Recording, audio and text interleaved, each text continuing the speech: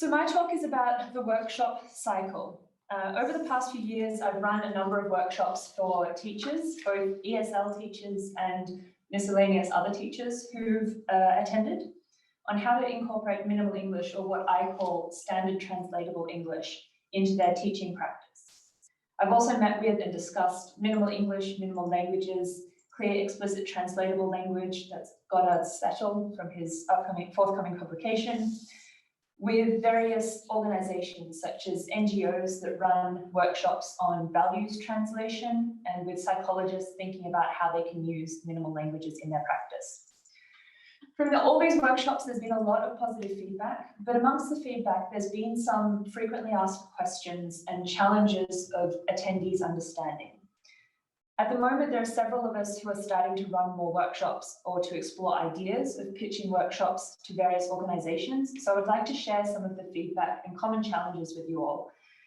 Because of time constraints, I'm going to whip through this really quickly, and I'm going to summarize sentiments rather than literally read comments to you. So if you want all of this in a document that you can refer to later, send me an email. So a bit of context, the structure of my workshops generally start with a what is culture section and why is it so hard to explain. Then I explain what is reductive paraphrase and go through an exercise on how to simplify explanations. Then I talk about the benefits of translatable language. Then I go through a segment on explaining different values and beliefs. Then I talk about my dictionary, which hopefully you all know about by now. And then I do an exercise on using reductive paraphrase in the classroom. So some of the feedback that I've got is the need for practical strategies. Everyone is immediately, when they come to a workshop, looking for how to implement this in the work that they do. Not just one or two examples, not just one or two suggestions, but several constant examples. I've also had feedback that the collaborative sharing of strategies that they've thought of through the workshop at the end of the session is really valuable to the attendees. There is a heavy need for resources, and that is not just resources in the workshops, but things that they can take away to use in their work later, and time in the workshop to go through those resources and how to use them. I found that attendees found that several short sessions worked better than longer workshops because they had time to process the information between those sessions. There was little interest in the background and the theoretical base of why we do what we do, although they all appreciated that it existed. So they wanted to know that it came from academic research, but they didn't really want to know about the academic research. And they loved examples. So choosing particularly examples from lots of different kinds of domains.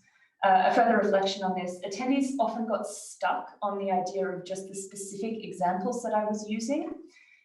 So I found that they didn't really generalize much from those examples. If you have lots of examples from lots of diverse domains and languages and contexts, then they're more likely to draw those connections and be able to find those ways of applying them to their work. So some reflections on the pedagogical aspects. Attendees all worry about doing it right and getting the answer right, that is, getting the explanation right. I found that it was really useful to explain it to them as if they're trying to explain it to children, encouraging them to be and to explain to their inner 4-year-old, asking why or what does it mean again and again and again. Small groups work best, like a maximum of 3 people in a group, to explore the ideas and dive down and allow everyone time to speak. One of the big challenges was moving from a list of allowable words to actually explaining concepts using those words. The third time, I did an exercise early on making explanations simpler, and then I introduced the words and got them to compare their earlier explanations with the word list, and that worked really well. They needed time and space to play with making sentences with the words, that is, minimal English words. Not necessarily writing anything specific, but learning what kinds of sentences they can say. And that was partly inspiration for the game that I presented yesterday, Paraphrase This. Ask me about it later if you don't know what I'm talking about. Practicing the idea that sentences should be grammatical. Attendees often overthought it, and with the word list, they got very literal, as in this was the only words they were allowed to say. And they'd start to say things like, I think good you, instead of I think something good about you. General reflections. People got stuck on what is simpler in terms of understanding actually what does simpler mean. What we mean by simpler is not the same as what they meant by simpler, so that needed to be really clear. I found teachers with intercultural training got stuck trying to explain everything that a concept can be all over the world and struggled with trying to explain just the English concept. Marriage was a great example. They tried to explain within an explication what marriage is all over the world within the English word.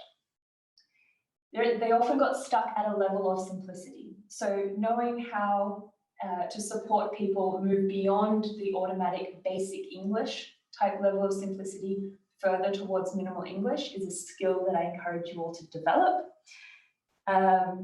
Often have to start from the idea of what is culture and what kind of content are we actually talking about here. More often than not, translatability was not a consideration for them, even though we know how relevant it might be. So that needed explaining or just skipping over entirely, depending on the audience. My most recent course was accredited, so it was a great draw card for many teachers, and many people appreciated being able to get recognition from attending the workshop.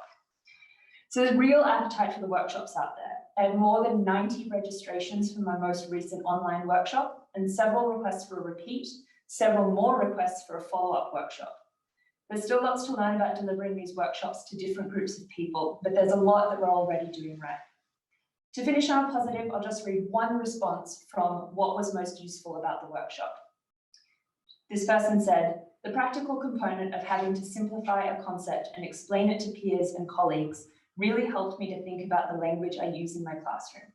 I've noticed that I'm much more mindful in class, and I've caught myself before I've used big words that the students may not understand, and I've reworded my explanation. This has been extremely useful in the classroom setting." That's all from me. Thank you.